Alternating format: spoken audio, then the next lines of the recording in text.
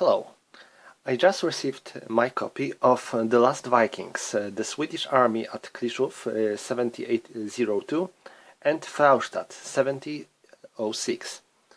This is a war game about two important battles fought during the Great Northern War, a conflict at the beginning of the 18th century where a coalition of Denmark, Saxony and Russia, and later Poland, fought against Sweden.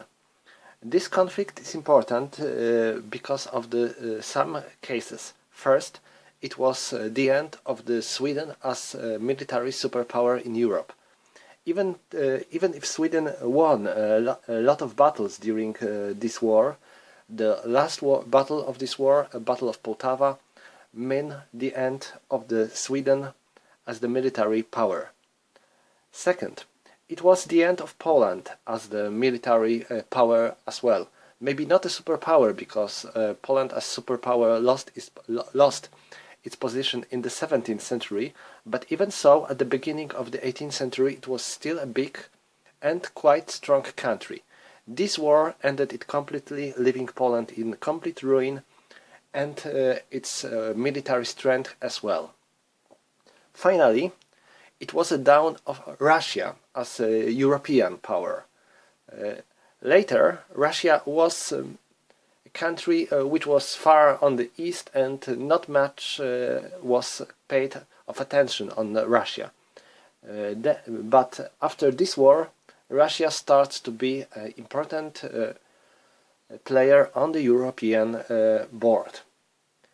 So, even if this war is probably not as well known as some other conflicts fought in the same time, I think it's good that some companies make games about it. So that's what we got here. This game was just released about a week ago, so it's quite fresh.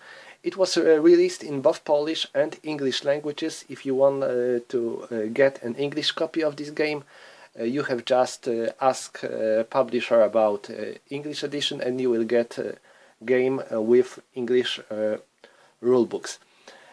So let's take a look on the game itself. First, we have a quite nice cover with the Swedish infantry attacking with their pikes, because it's still a musket and pike era. Next, we have a description of one of the battles and the game itself, thumbnail of one of the boards, miniatures of the counters, and informations about what's inside, and complexity and solitaire suitability. So that would be all when it comes to the box itself. Let's take a look inside what we have here. I would like to go with some order. So let's start with rulebook. This is a rulebook. It's this is a rulebook. It has 15 pages of rules. If you had a contact with games of this publisher, especially their 18th century game Bloody Fields of Molwitz, some of the rules are quite the same. I just see it because there is I can see by the titles of the chapters that are quite similar. So, as you can see, we have different kind of units, counters of the commanders. Commanders are often very important in this system, because they are not only doing a typical commander job in war games like modifiers to the combat, but to make a move, to perform an attacks, to maneuver. Units have to be in the range of their commanders, and commanders have to be in the range of units of their high commanders. So you have to pay important attention where your units are, where your commanders are, and to make the chain of commands working quite good. If it's not working, your army is in danger. So here is rule book. It's typical black and white on the normal paper. What I like is that most of the rules are described with the historical notes, and it is described why such rule is because of some historical matter. So more. Totally we have 14 pages of rules. This is not, I think, a big number, and it's quite easy to understand. And we have 1-2 pages of rules. Next we have scenario book, along with historical introduction. Historical introduction takes 15 pages. I think it's a bigger and longer historical introduction in any war game that I have ever seen, and I think it's very good because, like I said before, this conflict is not very well known. A lot of people have little idea or so what was the Great Northern War, who fought there, why, and so. So this is good. So here is all the historical description with introduction of what happened before the war, how the alliance was made, and then all the maneuvers and all the moves of countries that fought in this war, and finally description of the first battle, Battle of Kliszów, the battle which is usually known as the twilight of the Polish winged hussars.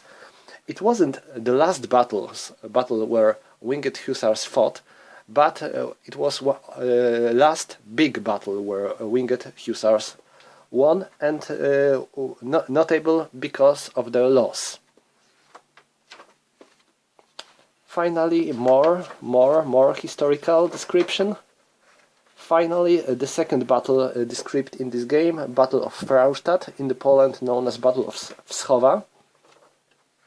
As you see, these battles are very descriptions are very detailed.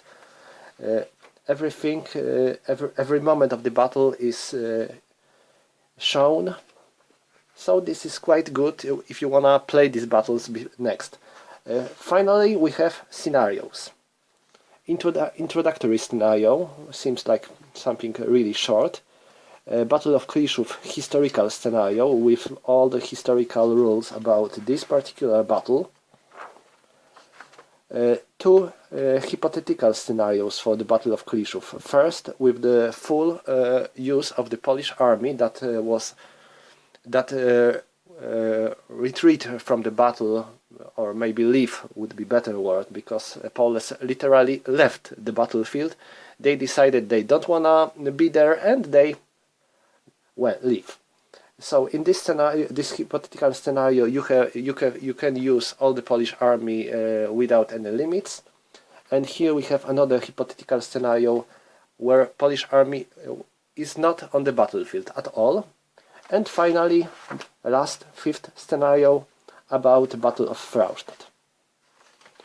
And then tables for this particular game. Next we have cards with setup for some of the scenarios. There are two cards for the Battle of Kliszów. Here we have setup of the Swedish army, and here we have setup of the Saxon and Polish forces. Here we have a card for the introductory scenario,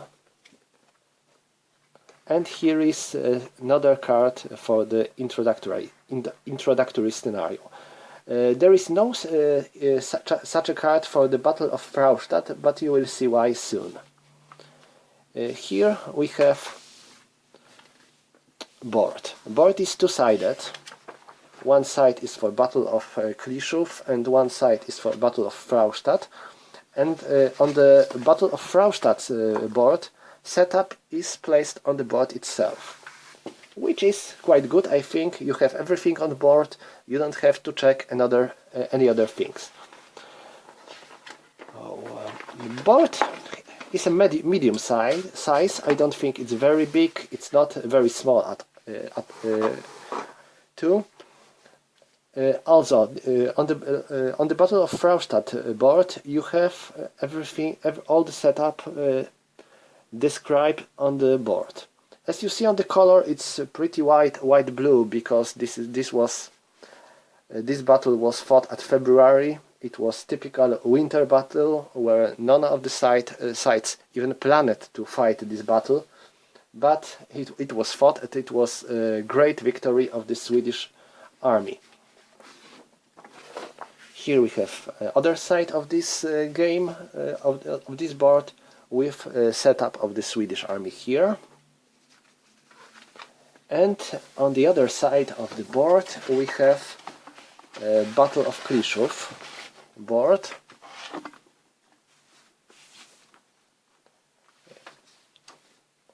It is rather summer looking board when it comes to the color, because the battle was fought in July. So I think the graphic is just good. It is not perfect. I think there is a lot of war games that have much better graphics on board, but it's pretty good looking. There seems to be no problem with realizing what kind of terrain is on any hex. So that's when it comes to the boards. And finally, counters. There is quite a big number of counters here, about 700 of these, with units. As you may see here, we have cavalry and infantry, and some commanders here. I think graphic counters are looking very good. I like the icons of units here.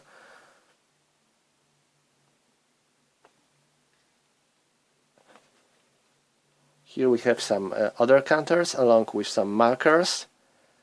Also even more 18th century mortars, as you may see.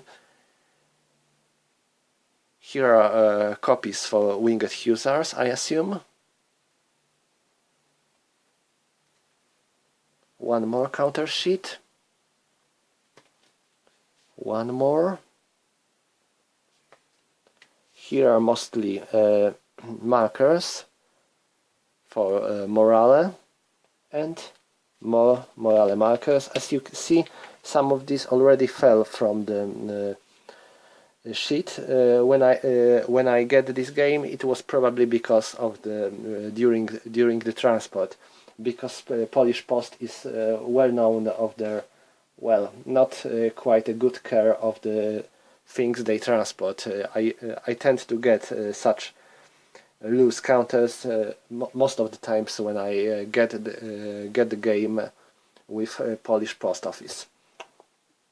So that would be all when it comes to unboxing of this game. I think it's this is one of the most interesting games of this year when it comes to the subject.